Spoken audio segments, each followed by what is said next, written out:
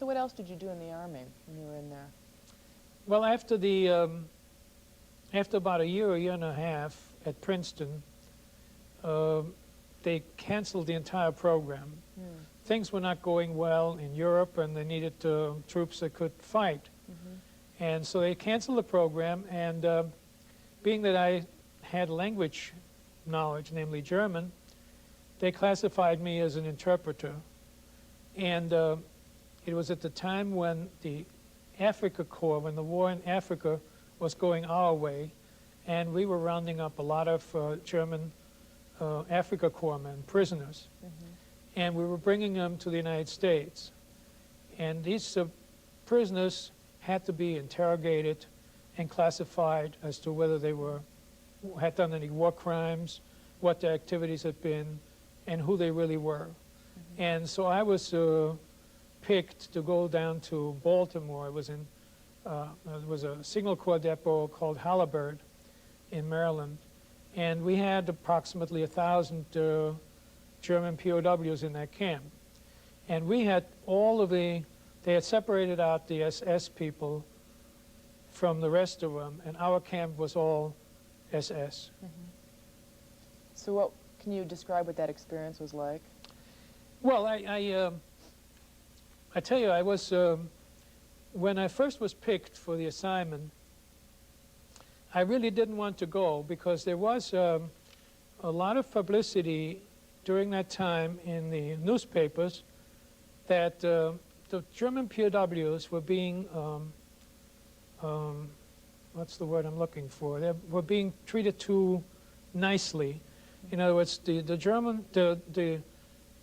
rest of the population had strict control over food, such as meats and stuff like that. There was a shortage of cigarettes, whereas the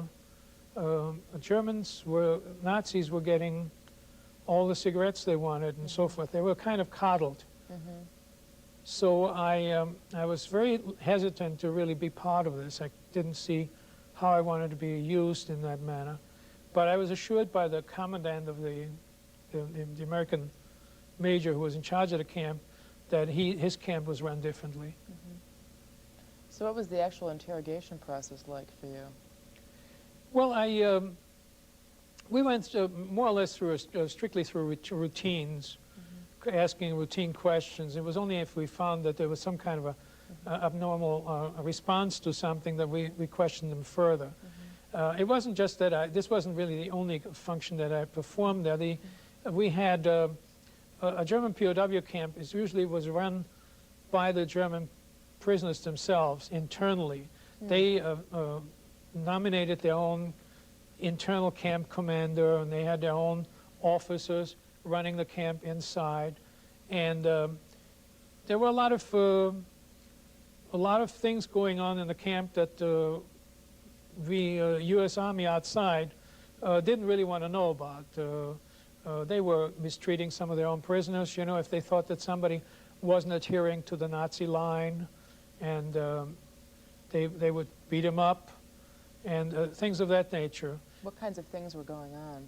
Well, we had, I had at that point established some prisoners who seemed to be more favorable towards the United States, and they would send me notes from time to time of what the climate was like in the camp and what they were thinking of doing and what they were up to. At one point we had since we were at the Signal Corps, and these POWs were working every day with Signal Corps equipment, they managed to smuggle into the camp parts for a transmitter. And it occurred that all of a sudden the American civil authorities got wind of some kind of a receiver, some kind of a transmitter transmitting from the area. So we narrowed it down. We found out it was in our camp, that they were actually trying to, they had built themselves a transmitter, and they were actually trying to contact Germany. We had several escapes in the camp, and each one of these people was convinced that if they got on a boat in New York and went back to Germany, they would fight the good war for Hitler. Did you actually hear of any incidents of mistreatment, either of, now you said that the Nazis themselves were running the camp? Did you Yes, say? they were more or less in charge. I mean, especially during, let's say at the time, 6 or 8 o'clock when we were closing the camp, there were no American personnel inside the compound. We had towers, watchtowers, on the outside, but none of us were inside the camp grounds. What were some of the incidents of mistreatment that you heard about? Beating up their own prisoners, you mean? Yeah, we had incidents of that because you never could prove anything because nobody really would talk. You know, there wasn't anybody that was courageous enough to speak up because we couldn't protect them. Once the sun went down and got dark inside, they could do whatever they wanted. How were they treated by the Americans? You mean by the American soldiers? Right.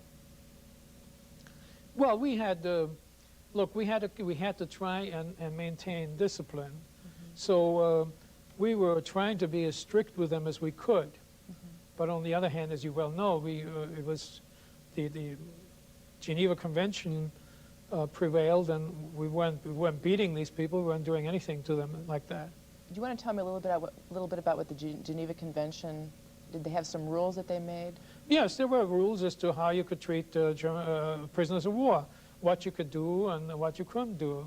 And I'm not totally familiar with them at this point, but yeah, we adhered to them. We certainly didn't mistreat these people. We fed them very well. They had their own canteen, their own PX. They got paid a certain nominal daily money, and they could spend it as they wanted in the PX. So their life wasn't bad. The interesting thing was when the war was over and they had lost, when we send in all these newspapers from New York and New York Times and so forth with big headlines, you know, that Germany had capitulated, they didn't believe a word of it. They just thought that we had made the whole thing up. They could not believe that they had lost the war. It was that kind of a thing. It took for a long, long time until it sank in that this was really true, that they had lost the war. Let me ask you a question. Why did the U.S. government have the Nazis run their own camp? Didn't you find that odd? Well, I think probably one of the reasons they did it is because they didn't need quite as much U.S. personnel. You see, we needed much less administrative personnel. If we let them decide who's going to go on which work detail, who's going to go to the doctor that day, you know, because he was sick. We didn't make any of these decisions. They made them all themselves, you see. So all we had to do, basically, we dealt with their command structure. We gave the orders to whoever was in charge inside the camp. We told them what they needed to do, and then they carried it out. Do you remember any of the questions that you used to ask during the interrogation process? No, I don't remember that anymore. Okay. And then what else was going on at that time? What else did you do besides the interrogation process? Well, actually, after the war was over, and they were theoretically no longer, you know, they were prisoners of war, but on the other hand, the war was over, and we treated them slightly differently. And we decided that we wanted to, as long as they were still in prisoner camps, that we wanted to try and re-educate them, see if we can't make them understand what democracy is all about and what our government was like and how we ruled and governed ourselves. And so I used to give them a weekly lecture. I would write the lecture out and submit it to the Pentagon, to somebody in the Pentagon, and they would read it, and if they felt it was okay, they give it back to me the following week, and then I would read to these 1,000 German prisoners out on the open air there one of these lectures. And believe me, it wasn't a pleasant thing for me because they were stubborn, hostile Nazis who hated my guts, and didn't really want to sit there and listen to the lecture, didn't believe a word I was saying.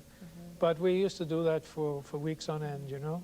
Do you think it had any impact at all on them? I doubt that very much. I doubt that very much. The only thing that had any impact on them is when we told them if we couldn't handle them well enough, if discipline got out of hand, and we threatened that we were going to send them to the Russians. That scared them no end. I mean, if they heard that they might be living in a prisoner of war camp in Russia, that scared them.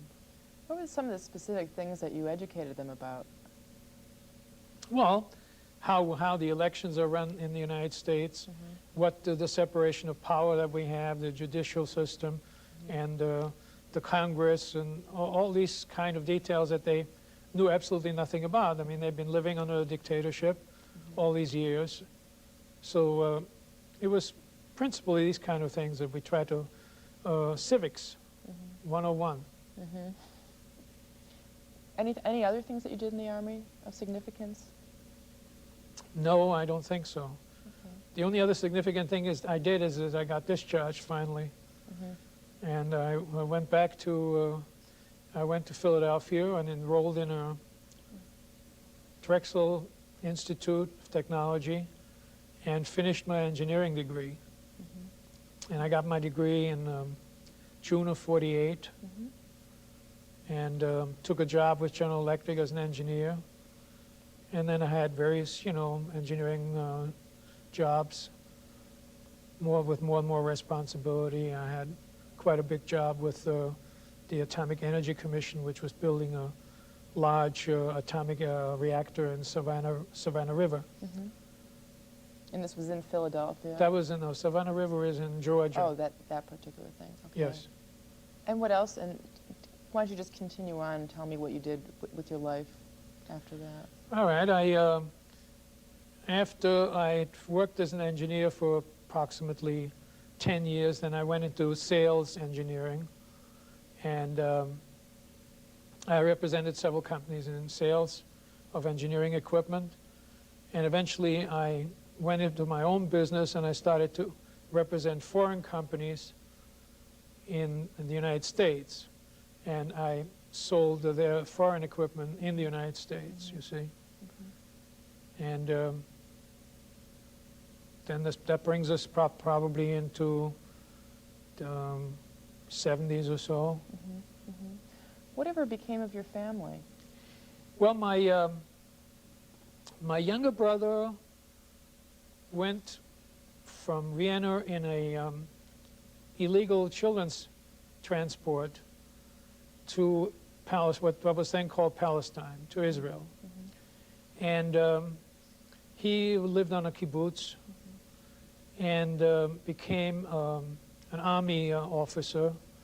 And he was a full-time officer in the Israeli army. He became a colonel, and he commanded a tank battalion. What was his name?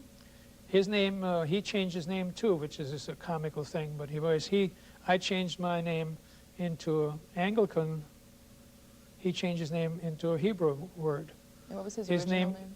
His name became Sion. His last name became Sion. His first name was Aryeh Sion.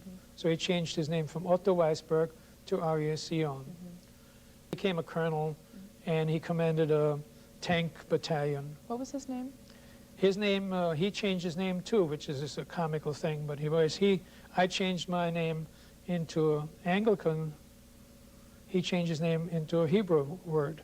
And what was his original name? His name became Sion. His last name became Sion. His first name was Aryeh Sion. So he changed his name from Otto Weisberg to Aryeh Sion. So that is more or less what my younger brother did. My older brother, because my older brother had escaped, as you will remember, to Czechoslovakia. And just before the Nazis really wanted him badly, and they made a point of trying to intervene through government sources to get him extradited back to Vienna. And the Czechs were very good about this. They refused to do it. And they classified him, as a result of this, they classified him as a political prisoner. And just before Hitler marched in, he and a number of other political prisoners were put on an airplane in Prague and sent to London. And all of them were given false passports and false names so that if they were caught by the Nazis someplace, their identity wouldn't be known. And the understanding was that once they arrived in London, the Czech police was going to send a letter to Scotland Yard describing all these people and explaining their true identity. Well, Hitler marched in to Czechoslovakia so fast that this letter never was written. And so my older brother found himself in a position where he had a false identity, you see. That wouldn't have been so bad, but he was very close to finishing his studies in veterinary medicine, and all his certificates and all his papers were in his true name. So he tried very hard to get the British authorities to change his identity back to what he was. Now, when the war started, the British were very skeptical of his identity as a result of this, and suspected that he might be a German spy, and send him to a Canadian prisoner, German detention camp with lots and lots of Nazi prisoners, you see. So he was in Canada in that detention camp all through the war. And it wasn't until the war was over that he came back to England and finished his studies. And he was practicing veterinary medicine in Birmingham then. And what about your parents and your aunt and grandmother? My aunt and grandmother, who had been living in that little candy store with the apartment and the little candy store, they were apparently shipped someplace to Poland very early in this whole thing. I got a letter almost as soon as I was in Switzerland that they had been shipped to Poland somewheres. And one notification we got from Poland, one letter we got from there, was that my grandmother died there. And I never heard, what happens. I know my aunt died there as well, but how, under what circumstances, I really don't know. My parents, on the other hand, lived in Vienna until 1941. In May of 1941 or 42, I'm not sure now. It doesn't, I can't recall now. It may have been, it was 42, I believe. And I guess my father must have been strong enough to withstand all that slave labor under which he was living there. But at that point in May, they made a transport in Vienna of, I don't know, 6,000 Jews, and they sent them to Poland to one of the extermination camps. And he and my mother died there in one of the gas chambers. Did you have any communication from your parents any time before that? I had from time to time. They would write to me, and also, you must remember when the war started, it became more difficult to write because, for instance, they couldn't communicate with my brother in Israel because now they were on opposite sides. I mean, the British side and the German side. So my brother in Israel used to write to me, and at that time, the United States was not at war yet with the Germans. So I used to write and inform them of, what had happened to my brother, how my brother was doing in Israel.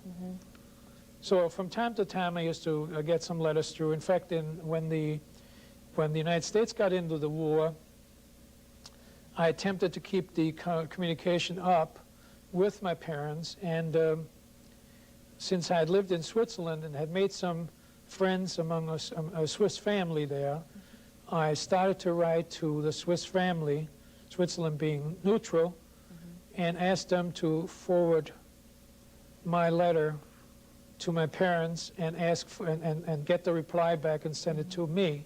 And I think we established an exchange like that for maybe once or twice, and that at that point the U.S. censors must have suspected something, because in a letter that I received from there, there was a notification in there that to warn me that communication with the enemy was, you know, a serious offense and so forth, and that scared me, and I never again tried to communicate with them. How did you hear about your parents' death?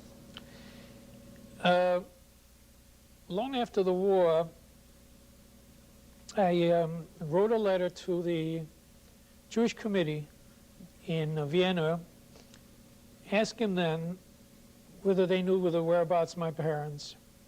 It came about because all of a sudden I learned from a friend that they thought my parents were alive, that they'd seen them someplace in Europe in a DP camp or something.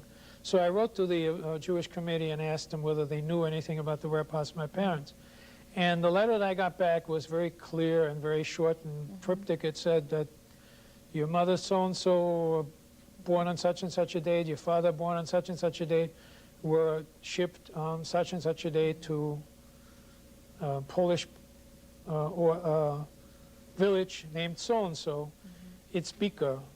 And it turned out that Itzbika was the end of the train station to the gas chamber, to the camp that was right next door. Okay. We're getting close to the end of our interview, Mr. Wells. I'd like to ask you if there's anything else that we might have missed that you'd like to tell me. No, I really, I've lived through this now and with great pain, and I don't think I can add anything to it. Okay. What would you tell to future generations, based on your experience? What would you like them to know about? Relate to us something that you'd like to tell them. Well, basically, I can tell you that this interview was painful for me, and I would not have done it if I wasn't hoping that it was going to do some good for somebody.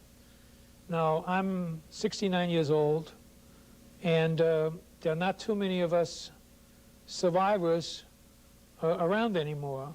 And if we don't speak up and put it on the record as to what had happened, then there would never be a record, and nobody would ever believe that such a thing could have happened.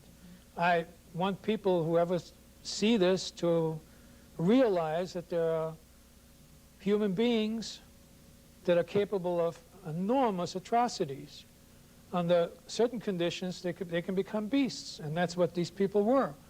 And it's very important that everybody keep watch out for people who are agitating hatred, whether it's hatred of a class or hatred of a race or hatred of a religion, because these things could happen again if people don't keep in mind what actually did occur.